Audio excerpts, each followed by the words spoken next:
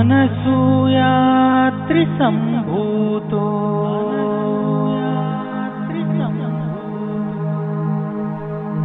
దత్తాత్రేయో దిగంబరః స్మర్తృగామి స్వభక్తానాం ఉద్ధరతా భవ సంకటా.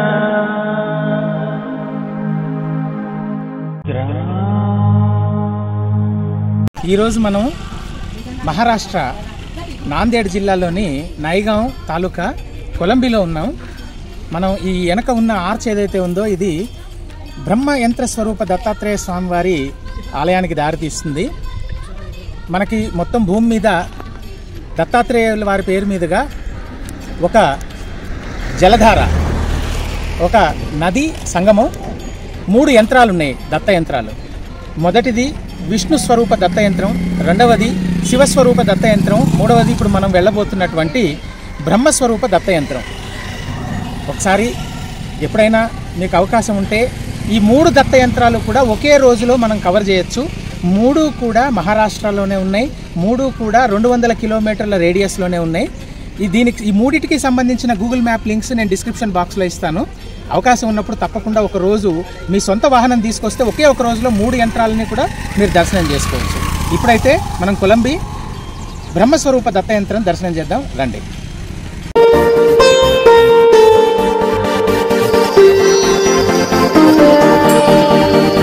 హైదరాబాద్లో నివసించే వారికి దత్తాత్రేయ స్వామి వారిచ్చిన వరం ఏమిటి అని అంటే, ఒక శనివారం ఆదివారం వారు గనక వారి సొంత వాహనాలలో బయలుదేరితే కనీసం 3 సనాతన దత్తక్షేత్రాలు దర్శనం చేసుకొని ఆశీర్వాదం పొంది తిరిగి ఇంటికి వచ్చి మళ్ళీ సోమవారం యథావిధిగా వారి పనులు ఏవైతే ఉన్నాయో అవి చూసుకునే విధంగా అవకాశం ఉంది. అలాంటి ఒక మహా దత్తక్షేత్రమే శ్రీ బ్రహ్మయంత్ర స్వరూప దత్తాత్రేయ స్వామి వారి దివ్యక్షేత్రం కొలంబి. ఇది హైదరాబాద్ కి 280 నుండి 300 కిలోమీటర్ల దూరంలో ఉంటుంది. సంగారెడ్డి మీదుగా కొత్తగా వేసినటువంటి సంగారెడ్డి నాందేడ్ని కలిపేటువంటి ఒక 8 ట్రాక్ హైవే బ్రహ్మాండంగా ఉంటుంది. ఎక్కడా కూడా అలు పెరగకుండా చక్కగా మనం డేగ్లూరు దాకా వెళ్ళిపోవచ్చు. డేగ్లూరు నుండి 50 కిలోమీటర్లు కొలంబి. నేను మీకు డిస్క్రిప్షన్ బాక్స్లో దీని యొక్క గూగుల్ మ్యాప్ లొకేషన్ ఇచ్చాను. ఒక్క విషయం గుర్తుపెట్టుకోండి, గూగుల్ మ్యాప్ లొకేషన్ ఏది కూడా డైనమిక్ కాదు. ఇవాళ నేను లొకేషన్ ఇస్తే అది ఒకసారి గూగుల్ మ్యాప్స్ యాప్ గనక అప్డేట్ అయ్యింది అని అంటే ఆ లొకేషన్ మరి పని చేయకపోవచ్చు. అందుకే మీరు ఎప్పుడు ఏం చేయాలి అని అంటే, ఇప్పుడు మీకు స్క్రీన్ మీద కనిపిస్తున్న విధంగా గూగుల్లో టైప్ చేసుకొని అక్కడి నుంచి డైరెక్షన్స్ తీసుకోవాలి. మహారాష్ట్రలోని దేగ్లూర్ గ్రామం ఎంతో మంది సాధు సత్పురుషులకు, యోగులకు, తపస్సులకు, అవధూతలకు పుట్టిల్లు. అటువంటి ఒక దత్త అవధూత 16వ శతాబ్దంలో జన్మించి 100 సంవత్సరాలు జీవించి అనేక అభంగాలు రచించినటువంటి శ్రీ సద్గురు చూడామణి మహారాజు గారి యొక్క దివ్య చరిత్ర తెలుగులో రచించే ఒక సువర్ణ అవకాశం, ఒక ఆశీర్వాదం నాకు ఆ పీఠం వారు అనుగ్రహించారు. మొదటి 5 అధ్యాయాలు సంపన్నమైనవి. ఇవాళ తిరిగి వచ్చేటప్పుడు శ్రీ సద్గురు చూడామణి మహారాజు గారి ఆశ్రమానికి వెళ్ళి వాటిని అక్కడ వారికి సమర్పించి వారి ఆశీర్వాదం తీసుకొచ్చి మిగతా గ్రంథం కూడా పూర్తి చేద్దాం.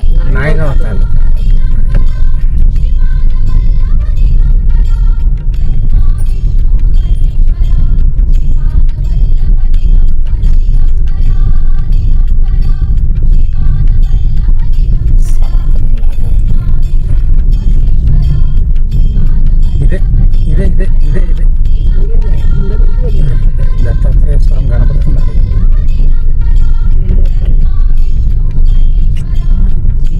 క్షేత్రానికి చేరుకున్నాం. ఆలయాన్ని చూస్తే ఈ మధ్యనే నూతనంగా కొన్ని నిర్మాణ కార్యక్రమాలు చేపట్టి కొత్తగా రంగులు అద్దినట్టుగా ప్రస్ఫుటంగా కనిపిస్తోంది. చాలా దివ్యంగా ఉంది. ఇవాళ దీపావళి. నా జీవితం ధన్యం ఇంతటి మహాక్షేత్రానికి దీపావళి నాడు రావడం. లోపలికి వెళ్ళి ఎలా ఉందో చూద్దాం. ఇక్కడ అందరూ ఏం చెప్తున్నారంటే ఇవాళ ఇక్కడ మహా అన్న సంతర్పణ కార్యక్రమం జరుగుతోందన్నారు. ఇది స్వామివారి పాకశాల.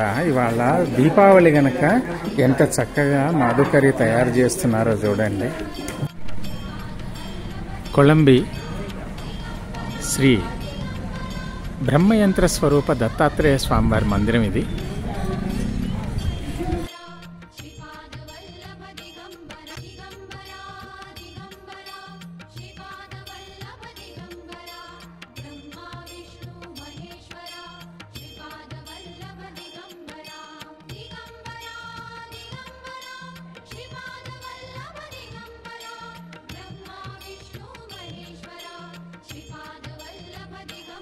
ఇది మహాసిద్ధస్థానం, మహాగురు పరంపర కూడా.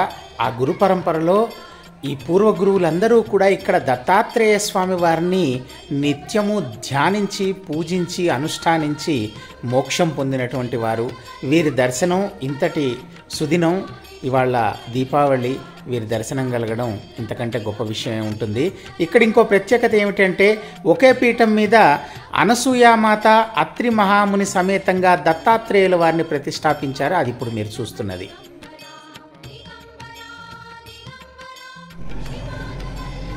మీరిప్పుడు చూస్తున్నది శ్రీ శివవక్షి స్వామి వారి దివ్య తపోధామం, వారి సిద్ధ సమాధి కూడాను. శ్రీ గురు దత్తాత్రేయ స్వామి వారి కరుణ కొరకై వీరు చేసినటువంటి నిరంతర తపోదీక్ష ఫలితమే నేడు మనం దర్శించుకునేటువంటి శ్రీ బ్రహ్మస్వరూప దత్త యంత్రం. ముందుగా మనం మహంత్ శ్రీ గంభీర్బన్ మహారాజు గారు అంటారు వీరిని. వీరు ఇక్కడ ప్రస్తుతం పీఠాధీశులనండి, లేకపోతే గురుదేవులనండి, ఏదైనా సరే ఇప్పుడు వీరే ఈ క్షేత్రాన్ని నడిపిస్తున్నటువంటి వారు. వీరితో మాట్లాడి క్షేత్రం యొక్క విశేషాలు తెలుసుకుందాం. यहाँ पे 700 वर्ष पूर्वी शिव बक्कच नाम का महात्मी यहाँ पे आए. గురువుగారు మనకేం తెలియజేస్తున్నారంటే దాదాపుగా 650-700 సంవత్సరాల పూర్వం ఈ ప్రాంతంలో ఒక బ్రాహ్మణ కుటుంబంలో శివవక్షి అనే ఒక బాలుడు జన్మించాడు. శాస్త్రోక్తంగా 8వ ఏట ఉపనయనం జరిగిన తర్వాత అతన్ని గురుకులంలో చేర్చడం జరిగింది. గురుకులం చేరిన శివవక్షి స్వామివారు ఎప్పుడు ఏదో పరధ్యానంగా ఉండేవారు. విద్య పట్ల వారు ఆసక్తి కనపరిచేవారు కాదు. కొంతకాలం ఇలా గడిచిపోయింది.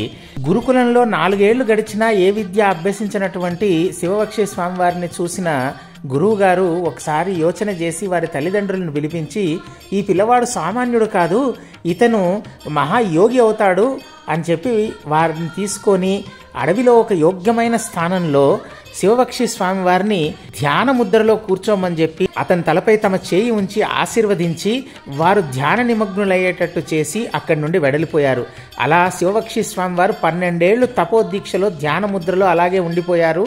12 ఏళ్లు గడిచిన పిమ్మట ఆ గురువు గారు వచ్చి శివవక్షి స్వామి వారి ధ్యానాన్ని ఆపమని చెప్పి వారిని మేల్కొలిపి అక్కడి నుండి మీరు చేయవలసిన సత్కార్యాలు ఎన్నో ఉన్నాయి, మీరు ప్రపంచంలోకి రావాలని చెప్పేసి వారిని ఆహ్వానించడంతో శివవక్షి స్వామి వారు ఈ ప్రపంచానికి పరిచయం అయ్యారు. వారు మహాసిద్ధయోగులు, తపోదీక్షాపరులు, మరుముఖ్యంగా దత్తాత్రేయ స్వామి వారి మహోపాసకులు.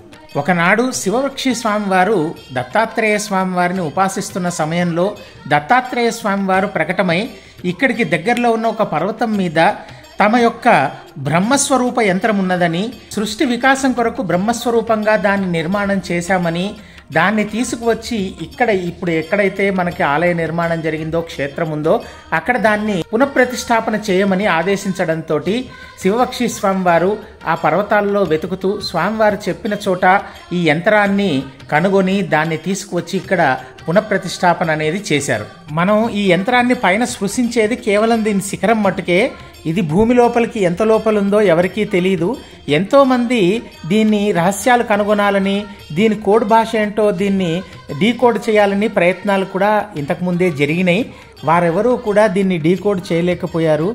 ఇది ఒక మహా సృష్టికి సంబంధించిన రహస్యపూర్వకమైన కార్యం గనక ఇది సాధారణ మానవులకు అంతు చిక్కేది కాదు. అందున దత్తాత్రేయుల వారి యంత్రము కనుక దీన్ని భక్తిపూర్వకంగా దర్శించుకొని పూజించుకోవాలి.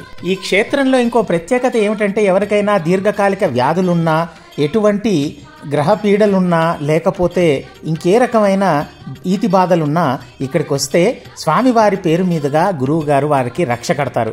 ఆ రక్ష కట్టిన తర్వాత వారి జీవితం అనేక శుభకరమైన మార్పులకు లోనవుతుంది. అందుకని ఇక్కడ ప్రతి నిత్యము కూడా ఇప్పుడు మాతో మాట్లాడుతూ కూడా గురువు గారు ఎంతో మందికి రక్ష కడుతూనే ఉన్నారు. గురువుగారు నా గురించి అడగగా నేను ఇలా దత్తక్షేత్రాలు దర్శిస్తూ ఉంటానని తెలియజేస్తే ఆయన మహదానంద పడిపోయి నన్ను లోపలికి తీసుకువెళ్ళి వారి చేతుల మీదుగా శాలువా గప్పి నాకు సత్కారం చేశారు. ఇవాళ నా మహద్భాగ్యం ఇంతటి మహాస్థానంలో, ఇంతటి మహా గురు పరంపరలో గురువుగారి చేతుల మీదుగా శాలువా గప్పించుకోవడం అంటే ఆ దత్తాత్రేయుల అనుగ్రహం పొందినట్లుగానే భావిస్తున్నాను. ఒక శ్రీఫలాన్ని కూడా నాకు అందజేశారు స్వామివారు. ఇంకిప్పుడు మనం దత్త దర్శనం చేద్దాం, యంత్ర దర్శనం చేద్దాం రండి. ఇక్కడున్న చిన్న గురువు గారు మమ్మల్ని తీసుకెళ్లి దత్త దర్శనం అయితే చేయించారు. మీరిప్పుడు చూస్తున్నది శ్రీ శివవక్షి స్వామి వారితో మొదలుకొని ఆ గురు పరంపరలో దాదాపుగా 6 మంది గురువుల యొక్క సిద్ధ సమాధులు. ఇది పైన శ్రీయంత్ర స్వరూపంగా దీని శిఖరం, ఇక్కడేమో బ్రహ్మస్వరూపంగా దత్త యంత్రం. ఇది మనం ఉపరి భాగమే చూస్తున్నాం, పై భాగమే. ఇది లోపలికి ఎంత ఉందనేది ఎవరికీ కూడా అంచనా లేదు. అంతటి గొప్ప యంత్రం ఇది. ఇవాళ దత్తాత్రేయుల వారి ఆశీర్వాదం వల్ల మనం ఇక్కడికి వచ్చి దర్శనం చేసుకోగలుగుతున్నాం. అవధూత చింతన శ్రీ గురుదేవ దత్త. ప్రతిరోజు అలంకారానికి పూర్వం దత్త యంత్రం ఈ విధంగా దర్శనమిస్తుంది. అలంకారానంతరం ఈ విధంగా మనకి దర్శనం కలుగుతుంది. దర్శించారుగా శ్రీ బ్రహ్మయంత్ర స్వరూప దత్తాత్రేయ స్వామి వారి దివ్యక్షేత్రాన్ని. నిన్నటి షార్ట్ వీడియోలో టెక్నికల్ కారణాల వల్ల మీకు గూగుల్ మ్యాప్స్ లింక్ అందించలేకపోయాము. ఇవాల్టి ఈ వీడియోలో డిస్క్రిప్షన్ బాక్స్లో గూగుల్ మ్యాప్స్ లింక్ ఉంది, చూడండి. ఇంకా ఆలోచన దేనికి?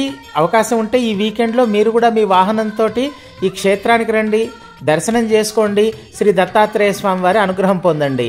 నెక్స్ట్ వీడియోలో ఈ క్షేత్రానికి దగ్గరలో ఇంకా 2 దత్తక్షేత్రాలు ఉన్నాయి, దాని గురించి కూడా తెలియజేస్తాను, చూడండి. తిరిగి ఇంకొక దత్తక్షేత్రం వీడియోలో మళ్ళీ కలుసుకుందాం. అంతవరకు దత్తనామం జపిస్తూ ఉండండి, దత్తానుగ్రహం పొందుతూ ఉండండి. జై గురుదత్త.